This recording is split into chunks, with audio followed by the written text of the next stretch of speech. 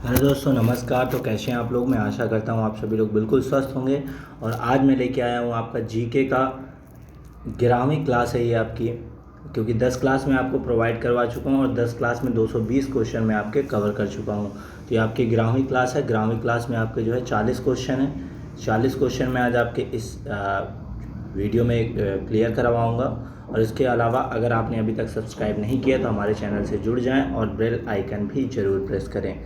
चलते हैं अगले प्रश्न की तरफ। राज्य सरकार एवं केंद्र सरकार से आने वाली सभी भर्तियों के लिए मोस्ट इंपॉर्टेंट क्वेश्चन है ये। चलते हैं फर्स्ट क्वेश्चन की तरफ। फर्स्ट क्वेश्चन है, टोपी सीकर अपना जीवन निर्वाह करने वाला सुल्तान था, तो वो था नसरुद्दीन अहमद।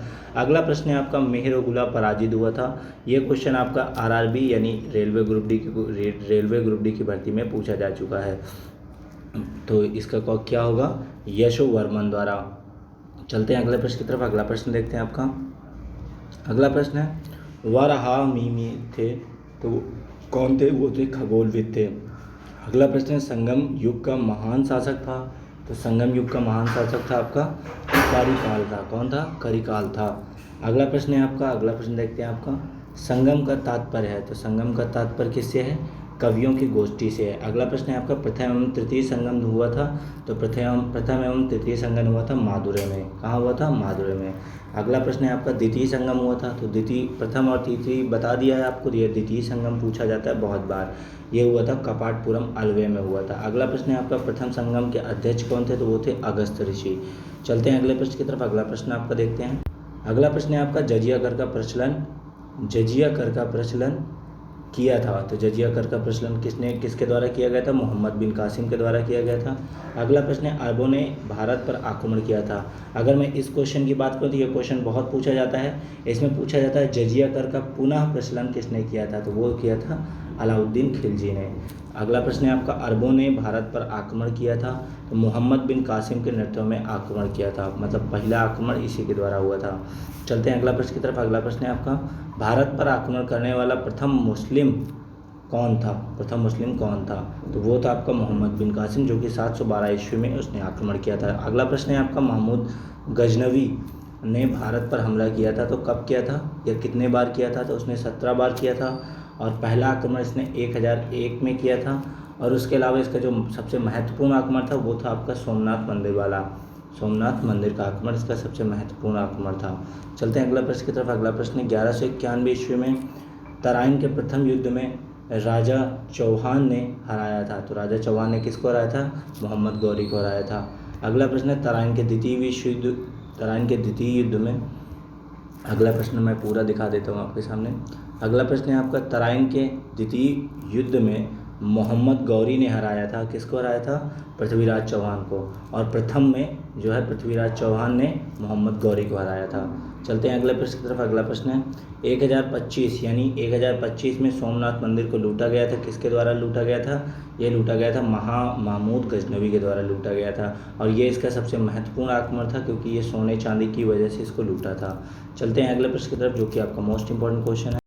तो देखिए, यहाँ पे हैदराबाद की जो स्थित चार मीनार को बनवाया था वो बनवाया था कुतुब शाह ने बनवाया था 1591 में। अगला प्रश्न है आपका, कश्मीर का अकबर किसे कहा जाता है? तो कश्मीर का अकबर कहा जाता है जैनुल अबदीन को कहा जाता है। अगला प्रश्न देखते हैं, जो कि आपका मोस्ट इंपॉर्टेंट क्वेश्चन है। अगला प्रश्न है आपका, तंजौर के वृहद मंदिर द्राविड़ शैली को बनवाया था, किसने बनवाया था? चोल शासक राजा राज प्रथम ने बनवाया था। अगला प्रश्न देखते हैं आपका। अगला प्रश्न है आपका, राजपुर के राजा समई यानी जय सिंह ने किन 4 स्थानों पर जंतर मंतर का निर्माण कराया? आपने जंतर मंतर की बात करूं तो जंतर मंतर भूल भुलैया को भी कहा जाता है। और जंतर मंतर जो जय सिंह द्वारा बनवाए गए थे, तो भूल भुलैया कांच की बनी हुई थी। तो कहाँ कहाँ बनी हुई हैं? तो वो बनी हुई है आपकी, पहली तो दिल्ली में बनी हुई है, जो कि बड़ी और छोटी के नाम से प्रसिद्ध है। बड़ी भूल भुलैया और छोटी भूल भुलैया, जो कि नीचे वाली बंद कर दी गई है, क्योंकि उसमें जो है थोड़ा सा मेंटेनेंस मिस्टेक हुआ था, जिसके बाद वो दोबारा नहीं प्रिपरेशन हो पाए। उसके अलावा उज्जैन, जयपुर और मथुरा में भी है। चलते हैं अगले प्रश्न की तरफ। अगला प्रश्न है, पूर्व का सिराज किसे कहा जाता है? तो पूर्व का सिराज किसे कहा जाता था? वो कहा जाता था जयपुर को। अगला प्रश्न 244 है आपका, तालीकोटा का प्रथम युद्ध, यानी तालीकोटा का जो प्रथम युद्ध है, पहली बार वहाँ पे जो युद्ध हुआ था वो किसके किसके बीच हुआ था? तो 1565 में हुआ था, विजयनगर और ब्राह्मणी राज्यों के संघ के बीच में हुआ था। अगला प्रश्न देखते हैं आपका, मीराबाई के समकालीन कौन थे?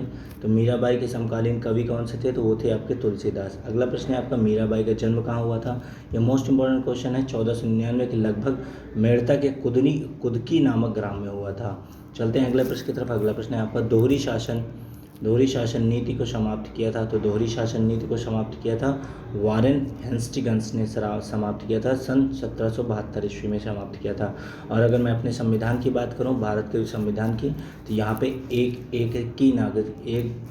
एकता नागरिकता है। कौन सी है? एकता नागरिकता, मतलब एक ही नागरिकता यहाँ पे प्राप्त होगी। चलते हैं अगले प्रश्न की तरफ। अगला प्रश्न है आपका जो कि मोस्ट इंपॉर्टेंट क्वेश्चन है, चलते हैं देखते हैं। रानी लक्ष्मीबाई को अंतिम युद्ध में सामना करना पड़ा था, किसका करना पड़ा था? तो वो थे हीरोज का सामना करना पड़ा था इनके अंतिम युद्ध में, जिसमें इनकी मृत्यु हुई थी। अगला प्रश्न है आपका, अगला प्रश्न है, अनुशीलन समिति की थी, तो अनुशीलन समिति की थी, किसने की थी? बरिन घोष एवं भूपेंद्र दत्त ने की थी, सन 1707 में की थी। कहाँ की थी? तो कलकत्ता में की थी अनुशीलन समिति। ये मोस्ट इंपॉर्टेंट है, इसको याद रखिएगा, अनुशीलन समिति। अगला प्रश्न है, भक्त तुकाराम का समकालीन थे? तो भक्त तुकाराम समकालीन थे जहांगीर के।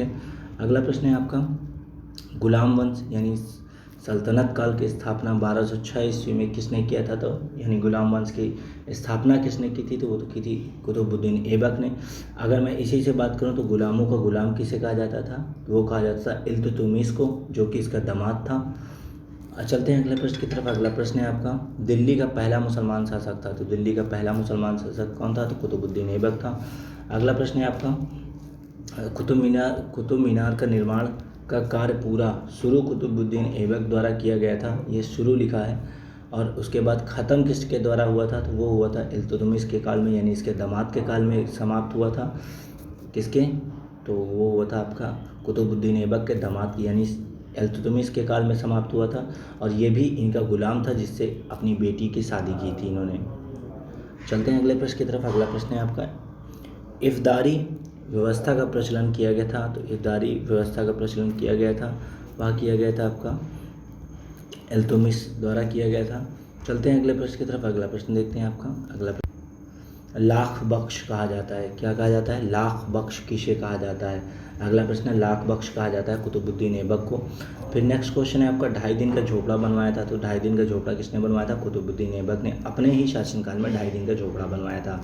चलते हैं अगले प्रश्न की तरफ। अगला प्रश्न है आपका, मोहम्मद गौरी ने प्रथम अख्ता प्रदान किया था? तो मोहम्मद गौरी ने प्रथम अख्ता प्रदान किया था कुतुबुद्दीन ऐबक को। अगला प्रश्न है, कुतुबुद्दीन ऐबक की मृत्यु हुई थी? तो कुतुबुद्दीन ऐबक की मृत्यु हुई थी चौगान खेलते समय घोड़े से गिरकर मृत्यु हुई थी। अब बहुत लोगों का इसमें अपवाद भी है कि जो घोड़ा इनको गिराया था वो घोड़ा जो है किसी जो है राजपूत का था, जिससे इन्होंने वह घोड़ा जीता था, और वह घोड़ा अपने मालिक का ना होने की वजह से इनको गिरा के इनकी मौत कर दी थी। लेकिन यहाँ पे जो सही माना जाता है वो माना जाता है कि चौगान खेलते समय जो है कुतुबुद्दीन ऐबक की मृत्यु हुई थी।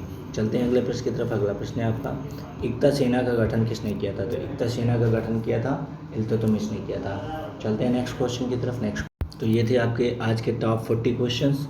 अगर आप लोगों ने अभी तक ये चैनल सब्सक्राइब नहीं किया तो प्लीज़ आप सब्सक्राइब कर लीजिएगा, क्योंकि इसमें मैं आपकी यूपीएसएससी तथा यूपीएसएससी और एसएससी जीडी और उसके अलावा आपकी यूपी ट्रिपल एससी, और उसके अलावा मैं बात करूं तो आपकी जो है उत्तर प्रदेश की कांस्टेबल भर्ती हो गई, लेखपाल की भर्ती हो गई, जीडी की भर्ती हो गई, वीडियो की भर्ती हो गई, तो उन सभी से रिलेटेड आने वाले सभी प्रश्न इसमें डाल रखे हैं।